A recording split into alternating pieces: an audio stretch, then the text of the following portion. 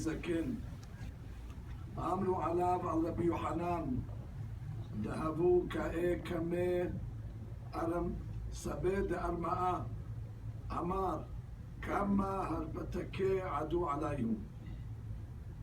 My dear friends, we are here today to pay tribute and make hesped for the Meruchemet that lies in front of us.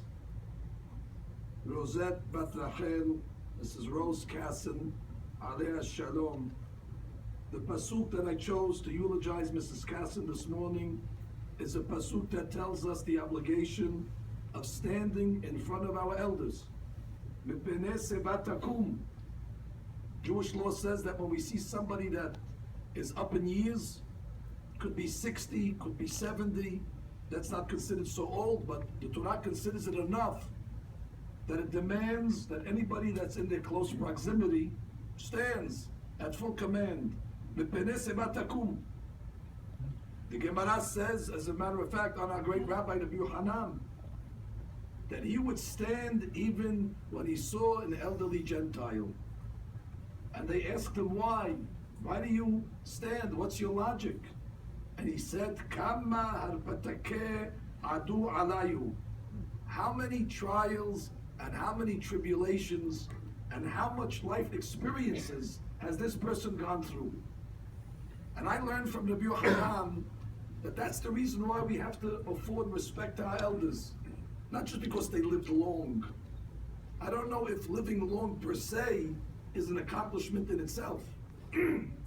Such as youth or beauty is not an accomplishment in itself. But the fact that Kama harpatake adu alayu, how much experience, how much sense, how much know-how, just by living all those years.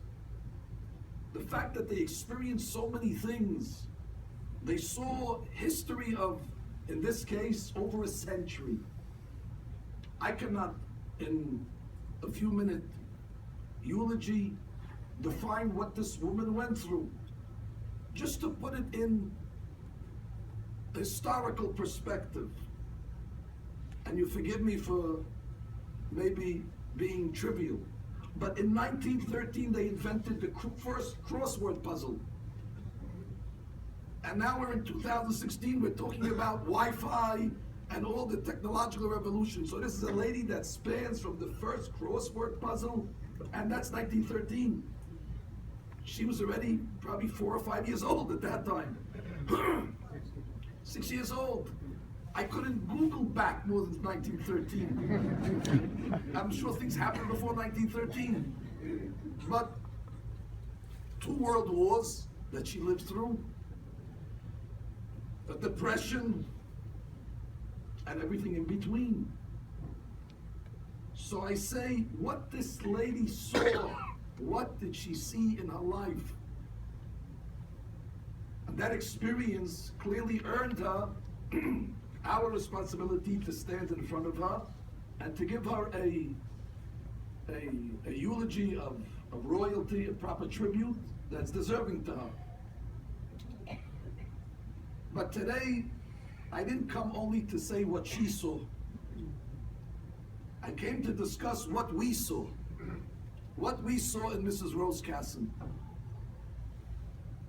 The fact that she was able to bring into this world 11 children, when the doctors told her that she wouldn't be able to do such a thing. And she had trust in God, and she was an old traditional woman, and she brought a large family, and they're here today, Baruch Hashem, and they're some of the most important members, all of them, of our community. Them, their children, their grandchildren, and great-grandchildren. That's a tremendous accomplishment. That's what we saw in her. We saw that she was a very easygoing woman, a woman that always smiled, a woman that never complained, and a woman that was following the laws of Jewish modesty. It was mentioned that she was always dressed properly, but her clothes were always properly modest, bechavod, with respect. She dressed according to her level.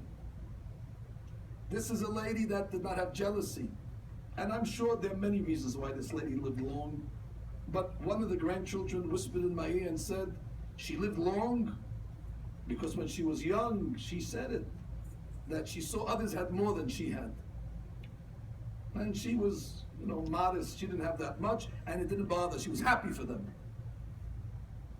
And a lady that doesn't have jealousy in her heart, that's clear to add years to one's life. Jealousy is a killer. Not only in the next world, but jealousy kills in this world. And this lady was free from that from a young age. She always was in the Bet Knesset. She would walk to Sha'ar Sion every Shabbat. That obligates all of us. But a lady that for so many years had endurance to come to the Bet Knesset, and she had kavod Bet Knesset. And for many years, I don't know how long, she would come to our ladies' class on Fridays. For many years, we give a class in Lawrence Avenue, Erev Shabbat, about 11:30. What an honor to see Mrs. Kassin come in from the side door with her entourage of great-grandchildren, and they put her right in the front row. She sits at attention with a smile from ear to ear.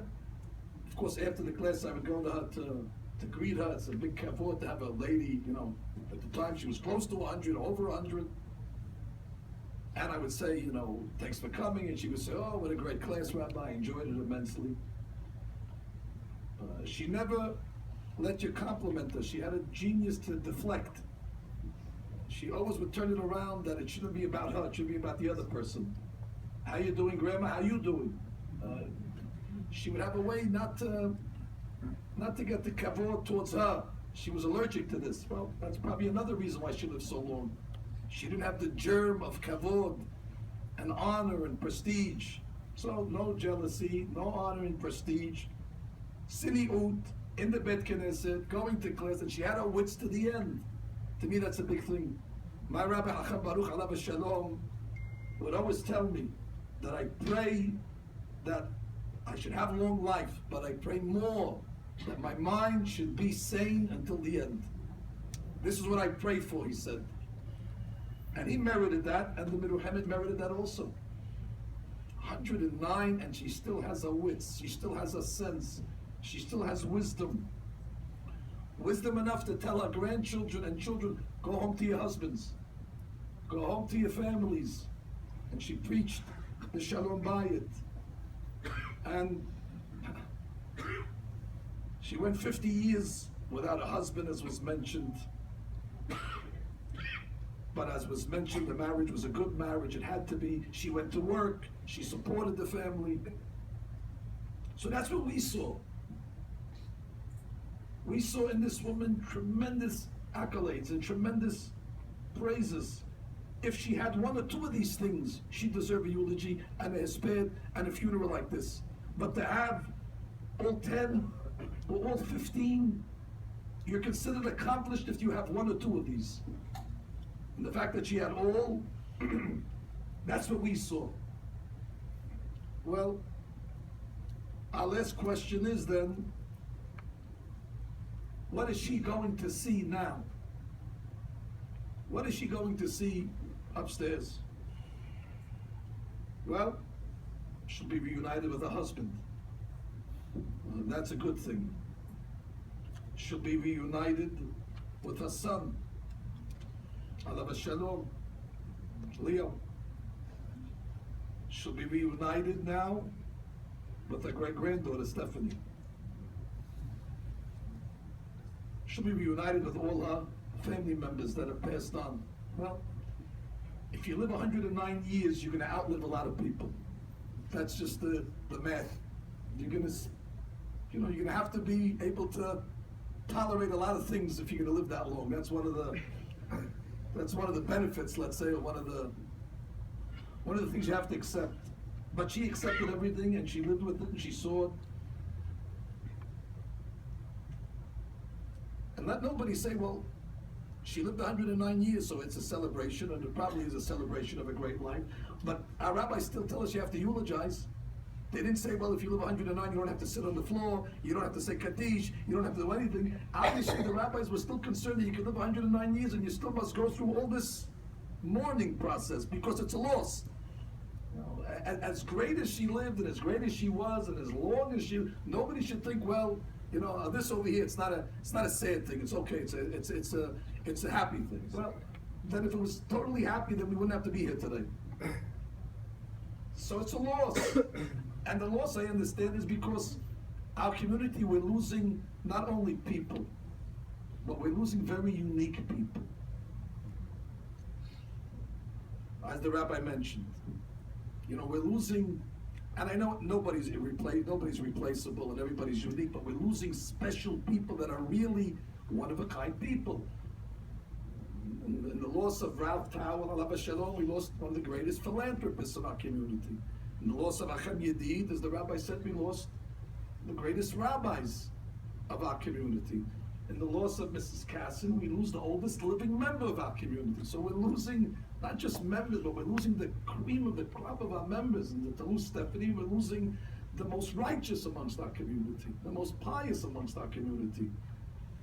The other day we buried a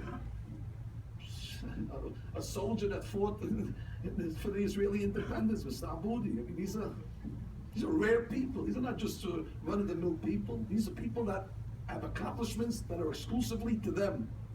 And the fact that they've been taken away from us in less than a month clearly should be a lot of concern for us. So, I'm not one to know why these things happen, but I'm one to be alert that they are happening. And I know that calls upon us to make introspection and teshuvah. That's the basic. You know, we don't have to look for any, any heebie-jeebie or any, things that are beyond logic. Hashem wants us to be better. And you know what? You have a good example of this woman over here. Take one of her qualities. Don't speak lashon hara about people. Raise big families. Love people. Attend the synagogue. Be modest. See the good in others. Don't be jealous. Pick one.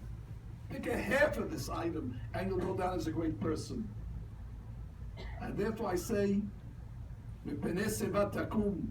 for this lady, we must stand at full honor. We must stand like we stand for a chief rabbi. We must stand at full attention.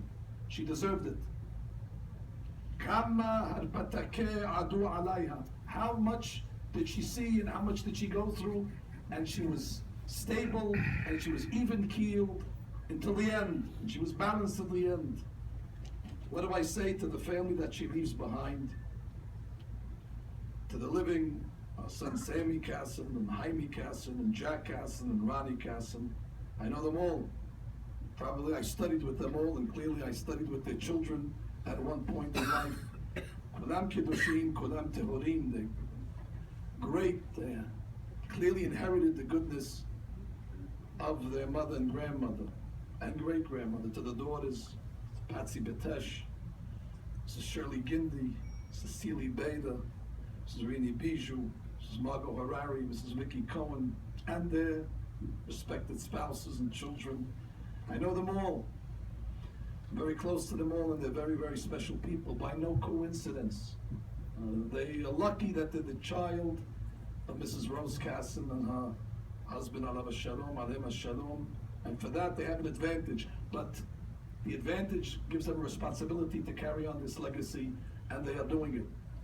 I pray, as the rabbi said, that these unique people that we've lost, these rare individuals, these rare breeds that have been taken away from us, the wisest of us, the most righteous of us, the oldest of us, the warriors amongst us, they should go to the Boreh and to say that we got the message.